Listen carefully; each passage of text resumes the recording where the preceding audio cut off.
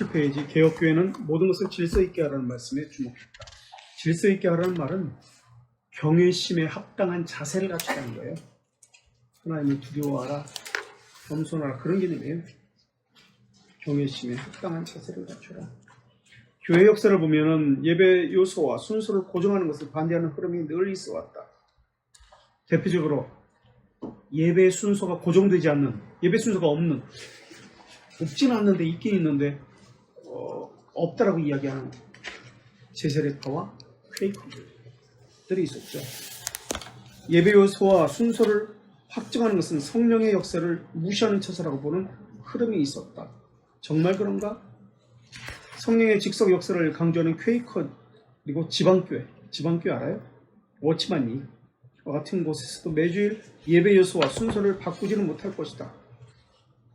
위트니스니 워치만리가 지방교회잖아요. 그들도 최소한의 예배 요소와 순서는 확정해 놓고 있기 마련이다. 우리는 예배 요소와 순서를 확정해야 하지만 예배에서 성령께서 자유롭게 역사하도록 배려해야 한다.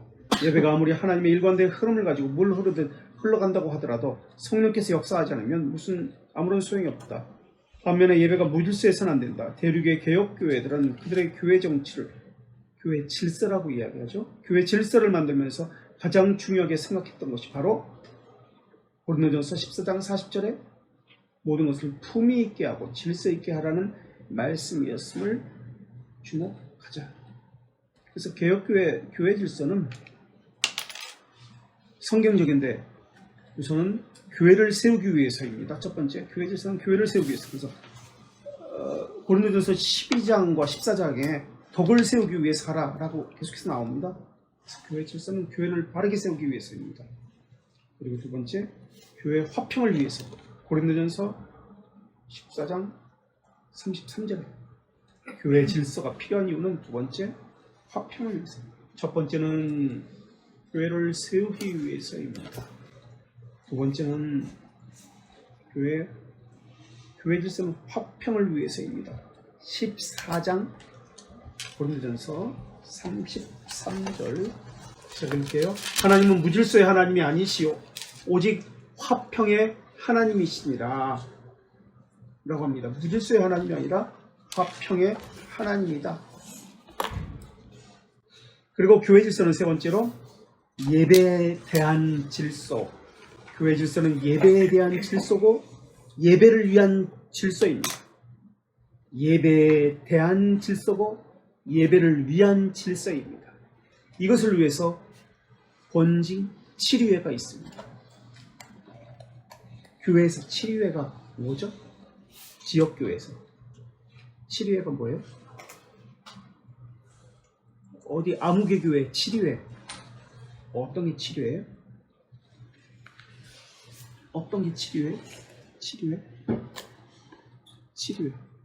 7위회가 뭐예요?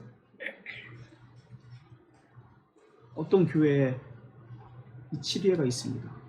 교회 질서를 세우기 위해서, 예배를 위해서, 예배에 대해서 7위회가 있습니다. 그 7위회가 뭐예요? 담회. 7위회라고 해요. 장로들의 7위회라고 해요. 또 교회가 잘못했을 때 교회들에 대해서 7위회가 있습니다. 그게 뭐예요?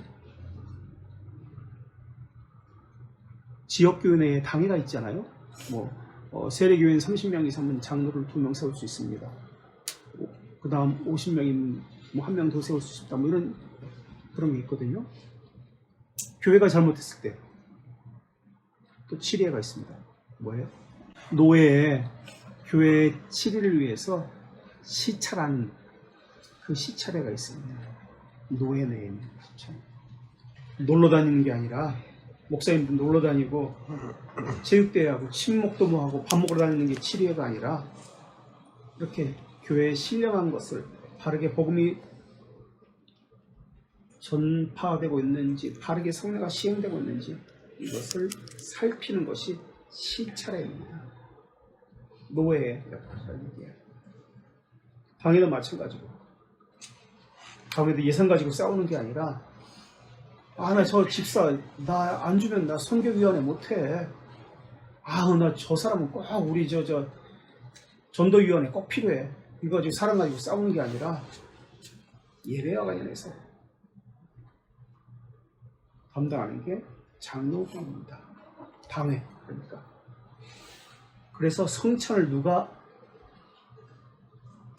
담당하죠? 성찬을 세례를 누가 주관하죠? 어디에서 주관해요? 어디서? 성찬 세례로. 네, 장로에서 또는 장로회, 치료회 이렇게 얘기하죠. 자, 우리는 지금 이것을 하면서 제사장적 사역에서 이 질서를 찾습니다. 이 제사장적 사역이 구약의 제사장적 사역이 신약에서 그대로 예배 가운데 들어옵니다. 그래서 제사장 사역에서 우리가 이것을 찾고 있습니다. 그래서 질서 있게 하라, 품위 있게 하라는 것은 절제라는 말입니다. 미친 듯이 감정적으로 하라는 뜻이 아니에요. 지나치게 하지 말라는 거예요.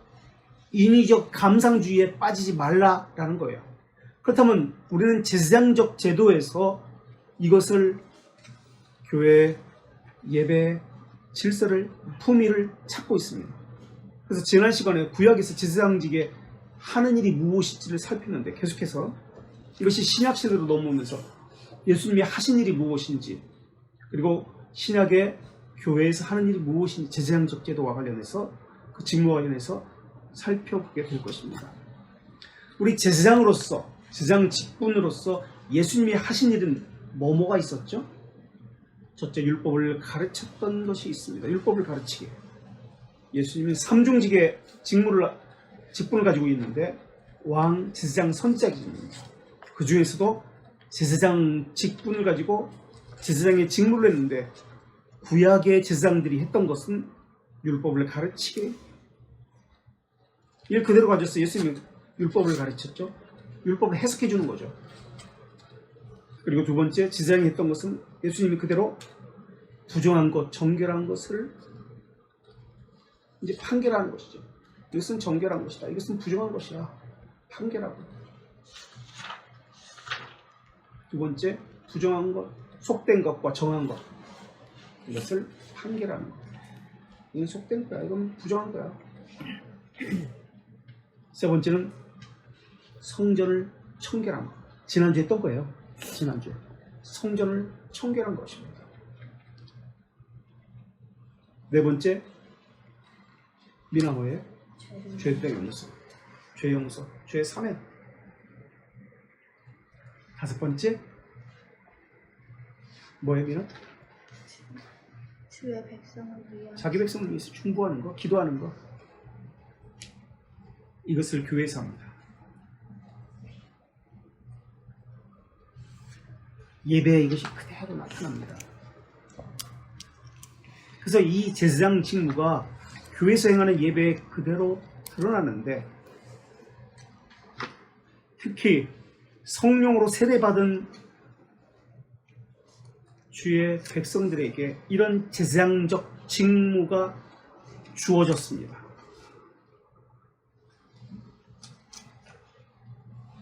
그래서 거룩한 예배로 하나님을 섬기는 곳이 교회입니다. 구약에서는 어디서 예배가 있었죠? 제사가 있었죠? 구약시대. 성전이 생기고 나서는 예루살렘 성전에서 예배가 있었습니다. 이것이 신약시대에는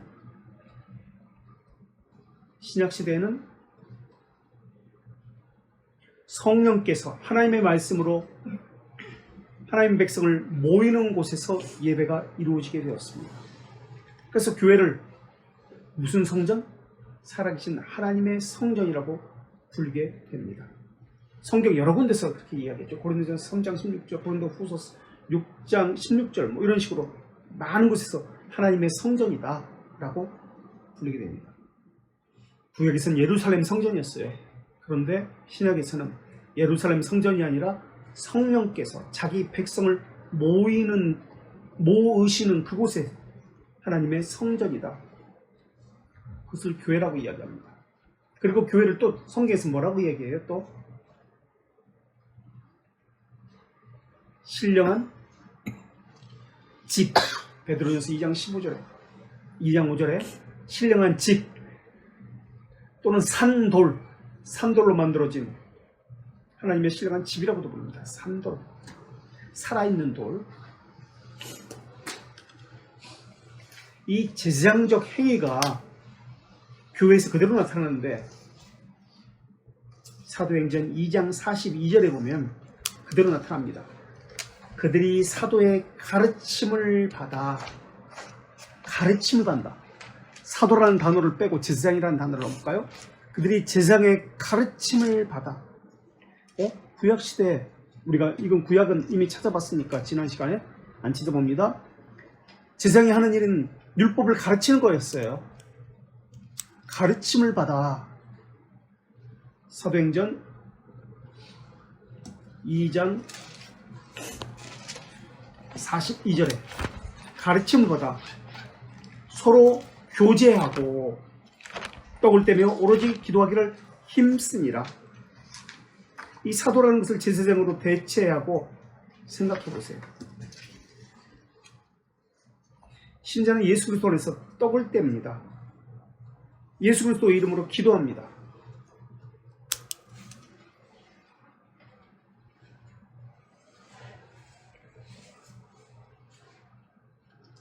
제사장이 교회에서 어떻게 더해지는지 한번 성경을 찾아볼까요? 제사장이 교회에 더해집니다.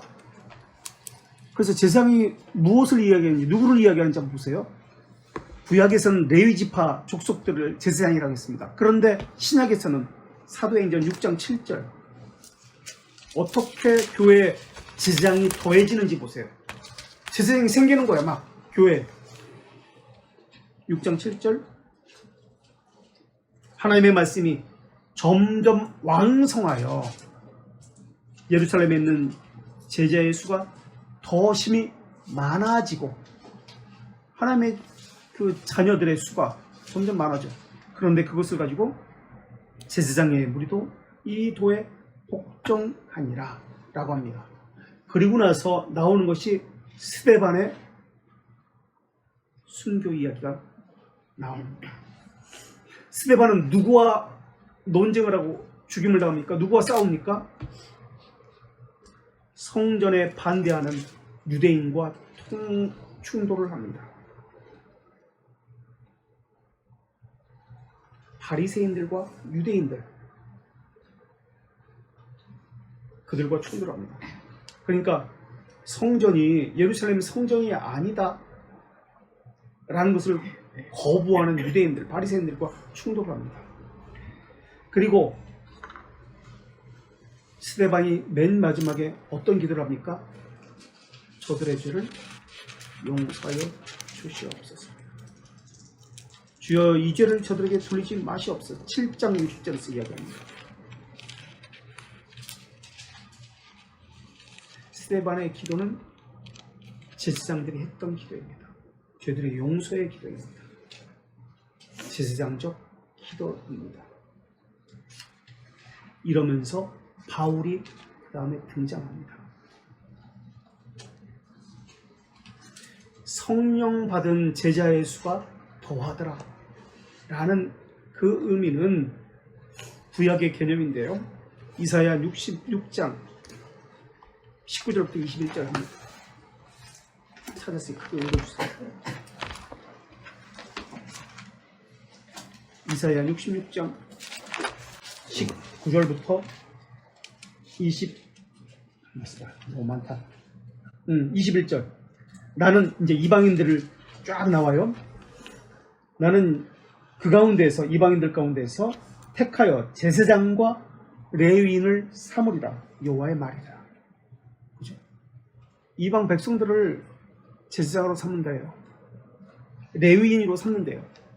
구약에서는 레위인만 제사장이 될 수 있었어요.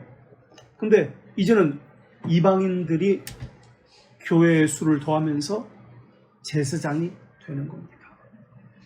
그러니까 쉽게 말하면 교인이 제사장이 되는 겁니다. 그리고 이번에는 이사야 56장 3절에서 5절 한번 찾아보세요. 이사야 56장 3절에서 5절.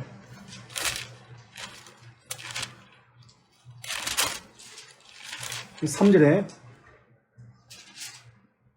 여호와께 연합한 이방인들은, 여호와께 연합한 이방인들, 이 성취가 지금 신약시대 사도행전에서 이루어지고 있는 거예요. 5절에 기념물과 이름을 그들에게 주며 영원한 이름을 주어 끊어지지 아니하게 할 것이며 제사장적 사역을 그들의 끊어지지 않게 하겠다. 6절에 또 여호와와 연합하여 그를 섬기며, 제사장이 섬기는 거예요. 여호와 이름을 사랑하고 그의 종이 되어 안식일을 지켜 더럽히지 아니하며 나의 언약을 굳게 지키는 이방인마다 내가 곧 그들을 나의 성산으로 인도하여 기도하는 내 집에서, 기도도 제사장직이 하는 겁니다. 그들의 기쁘게 할 것이며 그들의 번제, 이방인들이 어떻게 번제를 드려요? 제사장이 하는 것인데 희생을 나의 제단에서 그들이 드리는 것을 기꺼이 받게 되리라. 이는 내 집이 만민이 기도하는 집이라 일컬음을 받게 될 것이다. 구약의 이사야 선지자의 예언이 사도행전에서 그대로 이루어집니다. 제사장직이 성도들에게 그대로 옮겨가서 이방인 그 성도들이 제사장 직무를 하게 되는 것, 이것이 사도행전 지금 읽었던 그 구절들의 말씀입니다. 제사장 직무가 교회에서 선명하게 드러나야 합니다. 그래서 교회의 질서가 바르게 세워지는 것이고요, 교회가 든든히 세워져가는 겁니다. 제사장의 직무가 바르게 세워져야지. 그래서 하나님의 교회를 첫째 거룩하게 하고, 둘째 하나님의 교회를 거룩하게 하고, 그것은 말씀 선포로 되는 것이죠. 말씀을 가르치고 선포를 하는 것으로, 이 제사장의 직무입니다. 둘째 영적 제사를 드리고, 이 신약에서 지금 이야기입니다. 이거 다. 근데 구약에서 가져온 거예요. 이 표현들이 로마서 12장 1, 2절에 나오는 것들, 영적인 제사를 드리는 거, 산제물을 드리는 것이잖아요. 그리고 셋째 기도와 기도, 중보기도 제사장이 하는 겁니다. 복음 전도가 있어야 된다는 거예요. 자, 하나씩 또 살펴볼게요. 첫째가 하나님의 교회를 거룩히 하는 것, 둘째가 영적 제사를 드리는 것, 그리고 셋째가 기도와 복음 전도가 있는 것. 하나씩 또 살펴보겠습니다. 첫째, 하나님의 교회를 거룩하게 한다는 것. 교회는 하나님의 성전이라고 불렸습니다. 하나님의 산돌이라고도 불렸습니다. 이것을 거룩하게 한다라고 이야기합니다. 그래서 고린도전서 3장 16절과 17절을 찾아보겠습니다. 고린도전서 3장 16절과 17절. 너희는 너희가 3장 16절 하나님의 성전인 것과 하나님의 성령이 너희 안에 계시는 것을 알지 못하느냐. 누구든지 하나님의 성전을 더럽히면 성전 청교를 구약의 제사장이 했습니다. 성전 청교를 누가 했습니까? 또 신약에서 사복음서에서 예수님이 했습니다. 이제는 교회에서 누가 합니까? 성전 청교를 누가 해요? 여기서 누가 해요?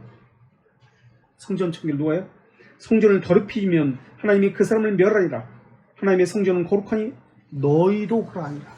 성전 청교를 누가 합니까? 이제는 신약시대, 교회시대 우리의 성도들이 하는 거예요.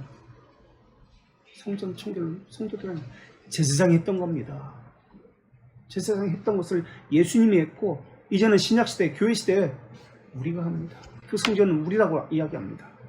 그래서 하나님의 교회를 거룩하게 하는 거예요. 6장, 고린도전서 6장 19절 마찬가지예요. 6장 19절도 너희 몸은 너희가 하나님께로부터 받은 바 너희 가운데 계신 성령의 전인 줄 알지 못하느냐. 너희는 너희 자신의 것이 아니다. 너희는 성전이다. 구약의 용어인 교회가 아니라 성전이라는 단어를 가지고 사용하고 있어요. 계속해서 너희는 성전이다. 너는 너희 것 아니다. 성전이다. 하나님이 임재하는 것이다. 그렇게 이야기하고 있습니다. 성도들에게 이야기합니다. 성전 청교를 누가 합니까? 제사장들이 합니다. 제사장이 누굽니까? 바로 우리입니다. 이렇게 나오고 있어요. 지금. 그러니까 예배와 관련된 것이 어떤 개념인지 조금씩 이제 잡혀갈 거예요. 그리고 이번에는 아까 로마서 12장 1절 우리가 그래요. 찾아봅시다. 제사장이 섬기는 일을 이야기합니다. 제사장이 하는 일, 성전에서 어떤 일을 했습니까? 제물을 잡고 제사를 드렸습니다. 이제 그 제사를 누가 드립니까? 신약시대 예수님이 드렸고 우리가 지금 제사장으로서 드립니다. 보세요. 한번 읽어주세요. 그러므로 형제들아 내가 하나님의 모든 자비하심으로 너희를 권고하노니 너희 몸을 하나님이 기뻐하시는 거룩한 산 제물로 드리라. 이는 너희가 드릴 영적 예배니라. 예, 제사장이 하는 일입니다. 그러면서 2절에는 어떻게 제사를 하는지가 나옵니다. 이 구약의 용어인 성전, 제사 이런 용어를 가지고 신약의 백성인 성도들에게 너희들은 제사장이야. 제사장이 하는 일은 이거야 라고 지금 계속해서 이야기하고 있습니다. 그래서 지난 시간에 구약의 제사장들이 했던 일을 찾아본다면 이제는 신약의 제사장인 우리가 해야 하는 일이 무엇인지 지금 찾아보고 있습니다. 이게 예배라는 개념이에요. 영적 예배예요. 이게. 또 이번에는 로마서 15장 16절 제사장의 직분. 로마서 15장 16절. 예, 제사장 직분을 하고 있습니다. 이방인들이 섬기고 있는 거예요. 제사장으로서 지금 섬기고 있는 거예요. 이번에는 베드로전서 2장 5절 한번 찾아보겠습니다. 2장 5절. 우리가 알고 있는 건데 2장 9절도 마찬가지예요. 베드로전서 2장 5절, 2장 9절. 우리가 알고 있는 구절입니다. 네, 읽어주세요. 너희도 산돌같이 신령한 집으로 세워지고 예수 그리스도로 말미암아 하나님이 기쁘게 받으실 신령한 제사를 드릴 거룩한 제사장이 될지니라. 예, 산돌같이 신령한 집으로 세워지고 우리가 성전이라는 것을 이야기합니다. 예수 그리스도로 말미암아 하나님께서 받으신 신령한 제사. 자, 구약의 용어를 가지고 계속해서 우리를 가지고 이야기합니다. 거룩한 제사장이라는 거예요. 그리고 9절에 그러면서 너희는 택하신 족속이다. 왕 같은 제사장이다 라고 이야기합니다. 거룩한 나라다. 그의 소유관 백성이다. 이는 너희를 어두운 데서 불러내어 그의 기이한 빛에 들어가게 하신 이 아름다운 덕을 말씀을 전하는 것 제사장 직무입니다. 덕을 선포하게 하려 하심이라 라고 이야기합니다. 이 제사장의 직무를 지금 이야기합니다. 다 예배와 관련돼요. 지금 제사장이 하는 일과 관련되어 있습니다. 이것을 베드로전서 2장 5절과 9절을 우리가 읽었잖아요. 출애굽기 19장 6절을 한번 볼게요. 여기서 가져옵니다. 19장 6절. 19장 출애굽기 6절입니다. 여기서 가져옵니다. 너희가 내게 대하여 제사장 나라가 되며 거룩한 백성이 되리라. 너는 이 말을 이스라엘 자손에게 전하지. 너희는 내게 대해서 제사장 나라가 되고 거룩한 백성이 되라. 이거 그대로 베드로전서에서 가지고 갑니다. 우리를 향해서 너희들은 거룩한 나라다. 거룩한 제사장이다. 그대로 가져가서 그대로 쓰고 있어요. 우리가 제사장입니다. 거룩한 나라입니다. 거룩한 나라는 것은 교회를 이야기해요. 그죠? 구약에서는 성전이었는데 이제 교회예요. 우리가. 이번에는 갈라디아서 6장 10절. 성전을 여기서는 하나님의 집이라고 이야기합니다. 갈라디아서 6장 10절. 그러므로 우리는 기회 있는 대로 모든 이에게 착한 일을 하되 더욱 믿음의 가정들에게 할지니라. 네, 하나님의 집이라고 합니다. 가정. 에베소 2장 19절도 마찬가지입니다. 저것만 놓고 찾지 않겠습니다. 이번에는 에베소 2장 20절, 19절하고 20절 같이 연결되는 거. 에베소 2장 19절, 20절. 19절과 20절. 그러므로 이제부터 너희는 외인도 아니요 나그네도 아니요 오직 성도들과 동일한 시민이요 하나님의 공속이라. 너희는 사도들과 선지자들의 터 위에 세우심을 입은 자라. 그리스도 예수께서 친히 모퉁이 돌이 되셨느니라. 예.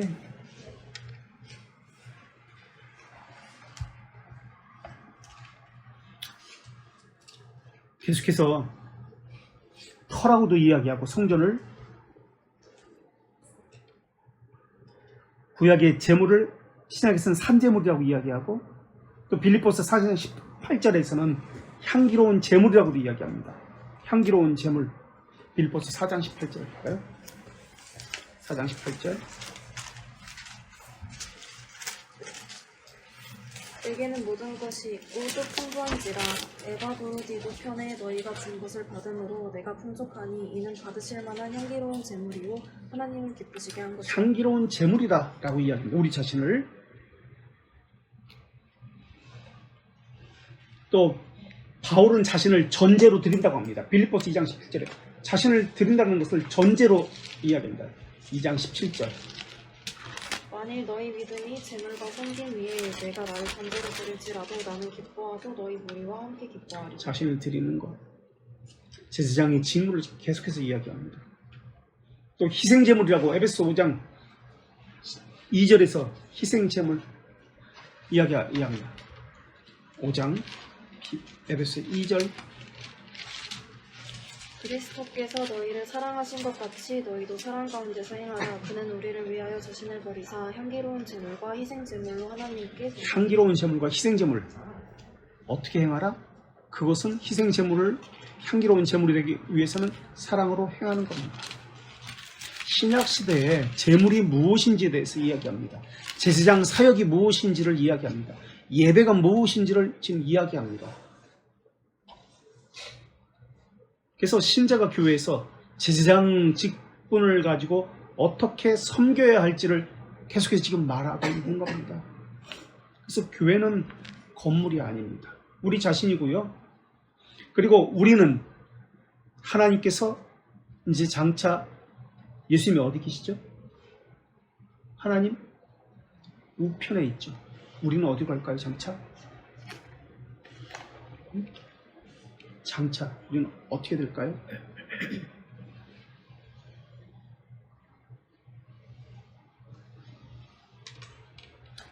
에베소서 1장 19절에서 22절 한번 들어보세요. 1장 19절에서 22절 에베소서. 네, 19절. 그러므로 이제부터 너희는 외인도 아니요 나그네도 아니요 오직 성도들과 동일한 시민이요 하나님의 권속이라. 너희는 사도들과 선지자들의 터 위에 세우심을 입은 자라. 1장 19절 22절까지 맞아요? 1장 에베소서 1장. 1장. 아 2장. 그의 힘의 위력으로 역사하심을 따라 믿는 우리에게 베푸신 능력의 지극히 크심이 어떠한 것을 너희로 알게 하시기를 구하노라. 그의 능력이 그리스도 안에서 역사하사 죽은 자들 가운데서 다시 살리시고 하늘에서 자기 오른편에 앉히사 모든 통치와 권세와 능력과 주권과 이 세상뿐 아니라 오는 세상에 일컫는 모든 이름 위에 뛰어나게 하시고. 자 보세요. 우리를 어떻게 하신다고요? 20절에 그리스도 안에서 역사하사 죽은 자들 가운데서 다시 살리시고 그 다음에 하늘에서 오른편에 앉으신 거예요. 예수님의 오른편에 앉으십니다. 오른편에 앉는다는 개념이 무엇일까요? 예수님이 우편에 앉으시잖아요. 하나님. 그 개념이 무엇일까요? 우리를 위해서 중보하신다는 개념이에요. 우리를 위해서 간구하신다는 개념이에요. 제사장직의 직무는 여기서도 하지만 하늘에서 하는 겁니다. 계속 이어져요. 제사장의 직무. 그래서 하늘에서도 예배가 이루어지는 거예요. 여전히. 에베소 2장 5절 6절 이번에는 허물로 죽은 우리를 그리스도와 함께 살리셨고 너희는 은혜로 구원을 받은 것이라. 또 함께 일으키사 그리스도 예수 안에서 함께 하늘에 앉히시니. 예, 그리스도 예수 안에서 함께 하늘에 앉히신다고 나왔습니다. 그래서 하나님 우편에 교회도 그러니까 성도들도 예수님처럼 우편에 앉습니다. 이것이 어디서 갖고 왔냐면 시편 110편에서 가져왔어요. 그래서 제사장은 왕과 백성을 하나님께 연합시키는 자라고 이야기합니다. 그래서 성도들도 성전에서 제사장이 섬겼던 것처럼 이제 교회인 성도들도 하나님의 전에서 똑같이 섬깁니다 라는 것을 이야기해요. 2장 6절에서 성도들은 하나님 우편에 앉게 될 것이라고 이야기했습니다. 2장 19절에 그러므로 너희는 외인도 아니요 나그네도 아니요 오직 성도들과 동일한 시민이요 하나님의 권속이라. 너희는 사도들과 선제들의 터 위에 세우심을 입은 자라. 그리스도 예수께서 친히 모퉁이 돌이 되셨다라고 이야기하면서 에베소 2장 21절에 그의 안에서 건물마다 서로 연결하여 주 안에서 성전이 되어가고 너희도 성령 안에서 하나님이 거하실 처소가 되기 위해서 그리스도 예수 안에서 함께 지어져 가느니라. 함께 지어져 갑니다. 혼자 지어져 가는 것이 아니라 서로가 함께 예수 그리스도 안에서 지어져 갑니다. 하나님이 거하실 거룩한 처소가 되기 위해서 하나님은 거룩한 처소가 함께 지어져 가도록 우리에게 무엇을 주셨습니까? 에베소서 4장 8절 점점 선명해지게 나옵니다. 이제 그러므로 이르기를 그가 위로 올라가실 때 사로잡혔던 자들을 사로잡으시고 사람들에게 선물을 주셨다 하였도다. 네, 7절을 제가 읽을게요. 우리 각 사람이 그리스도의 선물의 분량대로 은혜를 주셨으니 제사장들에게 각기 은혜를 주셨습니다. 분량대로. 그리고 8절에 그에게 그러므로 이르기를 그가 올라가실 때 사로잡혔던 자들을 사로잡으시고 사람들에게 선물을 주셨습니다. 라고 합니다. 이것이 어디서 나오냐면 시편 68편 18절 한번 보세요. 68편 18절 여기서 가져옵니다. 68편 18절 은사를 하나님이 주셔서 그것을 가지고 섬깁니다. 그래서 높은 곳으로 오르시고 사로잡은 자들을 취하시고 선물들을 사람들에게 예, 하나님의 백성들에게 선물을 주시는 거예요. 자, 이것을 또 어디서 가져오냐? 지금 시편 68편 18절을 읽었지만 이번에는 이 시편을 민수기 18장 6절에서 또 가져옵니다. 민수기 18장 6절 제사장의 직무와 관련되어서 하나님께서 은사를 주시고 선물을 주시고 이 선물을 가지고 은사를 가지고 제사하고 섬기게 하는 거예요. 보라 내가 이스라엘 자손 중에서 너희의 형제 레위인을 택하여 내게 돌리고 너희에게 선물을 주고 예, 레위인은 제사장을 이야기합니다. 제사장들이 하나님께서 특별히 선물을 주셨다라고 이야기합니다. 그래서 제사장들은 레위인에서 뽑혔는데 레위인이 제사장인데 이 제사장들은 하나님께서 주신 은사를 가지고 하나님께 예배했고 제사했습니다. 민수기 18장 6절 읽었죠. 보라 내가 이스라엘 자손 중에서 너희와 함께 레위인을 택하여 내게 돌리고 너희에게 선물을 주어 회막에 일을 하게 하였나니 라고 합니다. 제사장이 하나님이 직접 선물을 주셨습니다. 그리고 회막에서 제사장으로서 일을 하게 하였습니다. 이게 지금 신약까지 이어지는 거예요. 그래서 하나님의 백성들에게 선물을 주시고 제사장 직분을 하게 하시는 거예요. 그래서 교회는 은사대로 부르심을 받은 대로 은사를 가지고 직분을 가지고 각기 제사장직을 섬기는 겁니다. 그래서 에베소 4장 17절부터 5장까지 각기 은사를 가지고 어떻게 섬기는지가 나오는 겁니다. 제사장의 직무예요. 이 은사는 성령께서 주시는 겁니다. 그래서 예배는 내 힘으로 하는 게 아니고 각기 하나님께서 성령께서 주시는 그 은사를 가지고 각기 처소에서 예배하는 겁니다. 예배자의 자리로 서는 거예요. 자, 세 번째, 성도는 성전 예배에 참여합니다. 교회는 산제물로 자신을 드립니다. 성도는 산제물로 자신을 드립니다. 그래서 어떻게 산제물로 드릴지가 우리가 로마서 12장부터 14장까지가 산제물로 드린다는 개념이 무엇인지를 설명을 합니다. 그러면서 거룩함으로 돌아보아서 서로가 산제물로 섬기게 됩니다. 거룩한 제물로 서로가 서로를 돌아보아서 서로에게 섬김으로써 산제물을 드리게 됩니다. 빌립보서 2장 17절에 한번 보세요. 빌립보서 2장 17절에 만일 너희 믿음의 제물과 섬김 위에 내가 나를 전제로 드릴지라도 보세요. 너희 믿음의 제물과 섬김 위에 너희 믿음의 제물 섬김 위에 하나님께서 성령께서 주신 믿음의 선물을 가지고 예배하는 겁니다. 믿음의 제물을 드립니다. 섬김을 드립니다. 그리고 바울 역시 자신을 전제로 그 위에 드립니다. 이게 하나님께서 받으실 만한 4장 18절에 아까 나왔죠? 향기로운 제물이고 하나님께서 기뻐하시는 것이라고 나옵니다. 우리가 제사장으로서 예배에 어떻게 참여해야 하는지가 나옵니다. 자, 교회는 또 거룩한 제사장의 의복을 입습니다. 에베소 6장 10절부터 19절 합니다. 거기에는 전신갑주 이야기가 나옵니다. 전신갑주 이야기가 나옵니다. 그죠? 뭐 어떻게 하라, 뭐 구원의 투구를 써라, 뭐 성령의 검을 가져라, 뭐 이런 이야기가 나옵니다. 안 읽어볼게요. 그러니까 이것을 어디서 가져왔냐면 이사야 59장 17절 읽어보겠습니다. 이사야 59장 17절.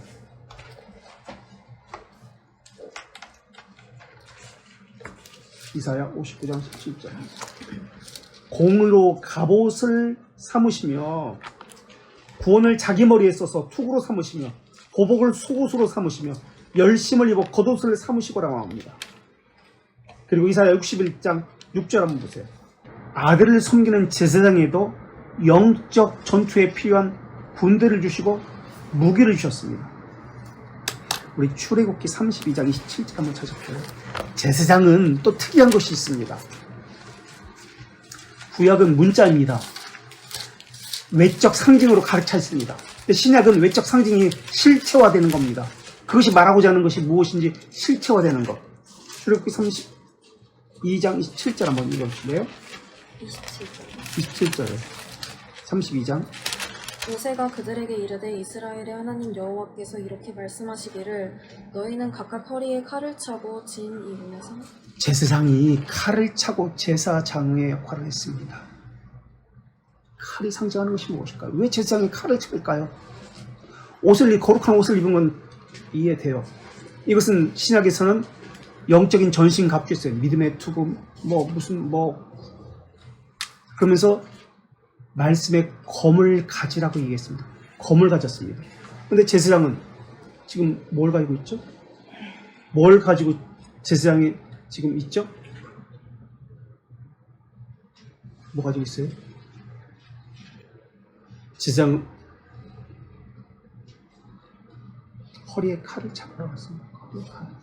제사장이 허리에 칼이 말하는 것이 무엇일까요? 신약에서는 이것이 상징적인 문자적인 단어인데 이것이 말하고자 하는 단어가 어떤 의미의 단어일까요? 칼은 네? 말씀의 칼, 말씀의 검이에요. 제사장은 칼을 차고 있었습니다. 이 칼이 상징하는 것은 말씀의 검입니다. 신약에서는 성도들은 말씀의 검을 가지고 있어야 돼요. 이 검을 가지고 구약시대에는 성전을 지켰습니다. 그렇다면 신약시대, 새 언약시대에는 이 말씀의 검을 가지고 뭘 지켜야 됩니까? 성전을 지키는데, 마찬가지로 성전은 무엇입니까? 성전을 지키는데 성전은 무엇입니까? 우리가 계속 읽어봤잖아요. 성전은 뭐예요? 네? 안 들려요? 뭐? 우리 자신을 지키는 거예요. 제사장이 있어야 됩니다. 이것을 그래서 성령의 검이라고 이야기합니다. 구약에서 거룩한 옷을 입는다는 것이 어떤 개념인지, 신약 백성들은 거룩한 옷을 입는다는 것이 어떻게 표현됐고, 칼을 차고 제사장들은 성전을 지킨다는데 그 칼이 어떤 개념인지 신약 백성들에게 이런 것을 지금 계속 살펴보고 있습니다. 예배로 나타나는데 점점 이제 신약시대의 교회의 모습을 이야기했습니다. 우리는 예배라는 그 틀, 그 의식만 가지고 이야기하는데 그게 아니에요. 의식만 가지고 이야기하면 안 돼요. 성전이 무엇인지, 예배의 개념이 무엇인지 다시 지금 잡고 있는 거예요. 우리 삶의 예배와 분리돼서는 안 돼요. 연결되는 거예요. 그래서 성전은 우리입니다. 우리를 청결케 하는 것이 무엇으로? 말씀의 검을 가지고 성전을 지키는 것이 제사장의 일입니다. 그것이 예배입니다.